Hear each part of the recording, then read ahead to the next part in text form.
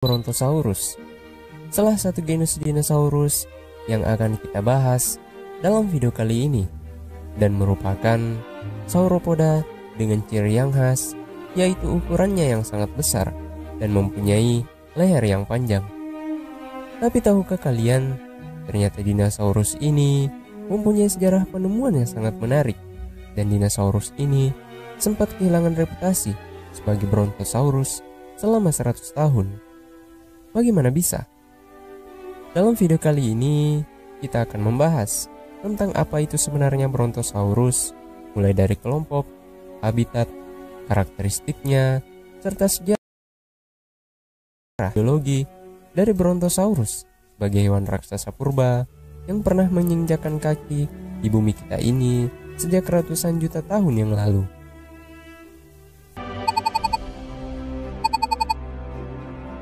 Brontosaurus adalah genus dari dinosaurus sauropoda. Untuk kalian yang belum tahu, sauropoda adalah kelompok dinosaurus herbivora yang terkenal dengan ukuran tubuh yang besar, leher, dan ekor yang panjang. Mereka adalah bagian dari ordo Saurisia dan subordo dari Sauropodomorpha. Sauropoda merupakan salah satu kelompok dinosaurus yang paling terkenal dan paling mudah dikenali karena ukuran tubuhnya yang besar dan karakteristik morfologinya yang mencolok. Brontosaurus hidup di Amerika Utara selama periode Jurassik akhir, yaitu sekitar 156 hingga 146 juta tahun yang lalu. Panjang tubuh Brontosaurus bisa mencapai 21 hingga 22 meter dengan berat hingga mencapai 20 ton. Ciri khas mereka adalah leher yang panjang dan kuat yang memungkinkan mereka mencapai dedaunan tinggi di pohon-pohon. Mereka juga memiliki kaki yang kokoh dan kuat serta kepala yang kecil dibandingkan dengan tubuh mereka yang besar.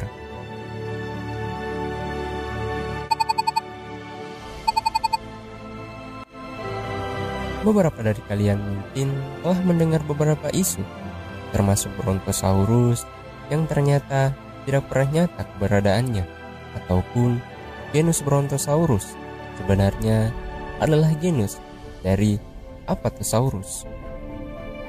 Pada tahun 1879 diumumkan penemuan kerangka sauropoda yang besar dan cukup lengkap oleh Othniel Charles Marsh, seorang profesor paleontologi Universitas Yale.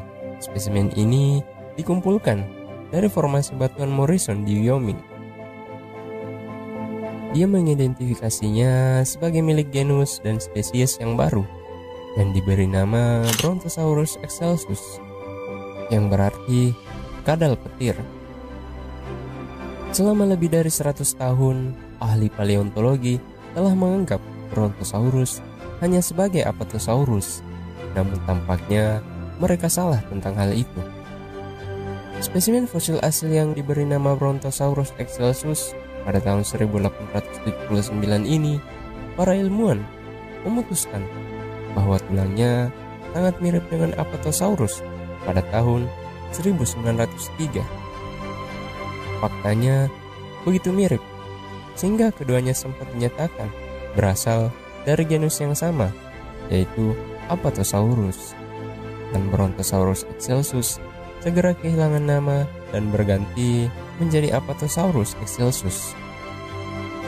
Namun nyatanya pada saat itu Brontosaurus tidak benar kehilangan namanya. Brontosaurus tetap hidup dalam benak masyarakat dan digunakan secara luas dalam periklanan, film, dan televisi.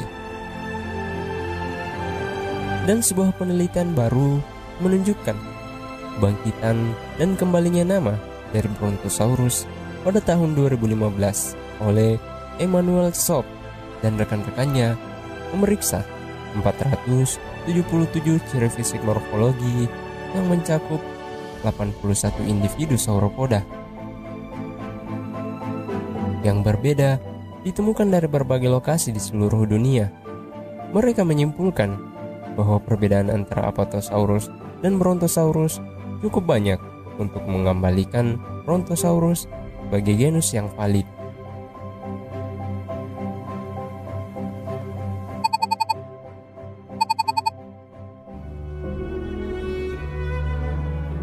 Ketika Brontosaurus pertama kali dideskripsikan pada tahun 1879, kepercayaan umum di kalangan ilmuwan adalah bahwa Sauropoda adalah semi reptil semi akuatik yang lamban dan tidak aktif.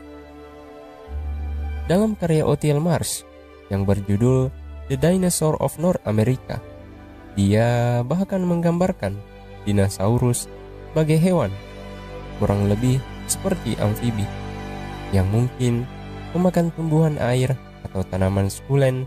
Namun, pandangan ini tidak didukung oleh bukti fosil. Sebenarnya, Sauropoda aktif dan memiliki adaptasi yang mengarah pada kehidupan di darat.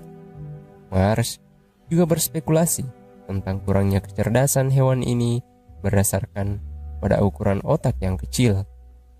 Namun, penelitian terbaru menunjukkan tanda-tanda kecerdasan pada dinosaurus yang mirip dengan burung modern, meskipun otak Sauropoda relatif kecil. Berbagai kegunaan cakar tunggal di kaki depan Sauropoda telah diusulkan. Salah satu dugaan adalah bahwa mereka digunakan untuk pertahanan. Namun, bentuk dan ukurannya membuat hal ini tidak mungkin terjadi. Mungkin juga untuk mencari makan. Namun, penggunaan cakar yang paling mungkin adalah untuk menggenggam benda seperti batang pohon ketika mencari makanan.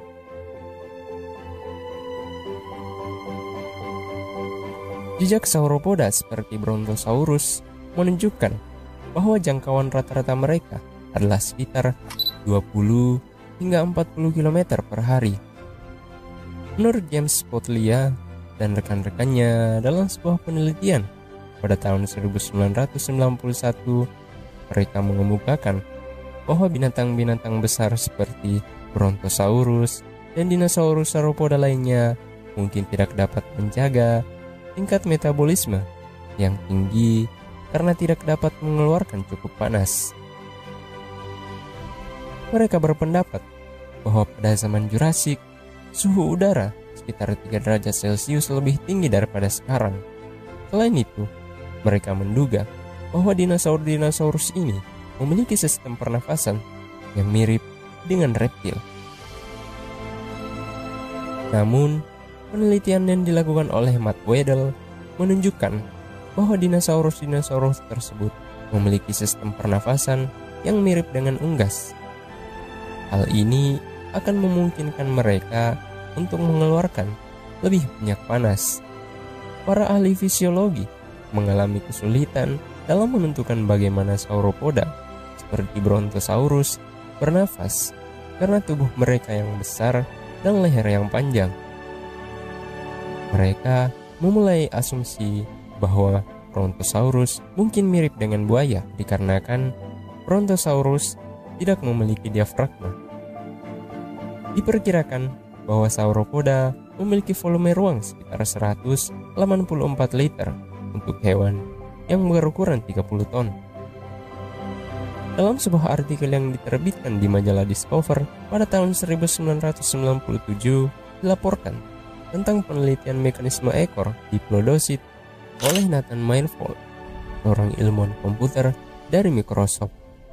Myhrvold melakukan simulasi komputer pada ekor dinosaurus diplodosit seperti Brontosaurus yang memiliki struktur yang sangat panjang dan meruncing menyerupai cambuk. Hasil simulasi ini menunjukkan bahwa sauropoda mampu menghasilkan suara retakan seperti cambuk dengan kekuatan lebih dari 200 desibel atau sebanding dengan volume suara meriam.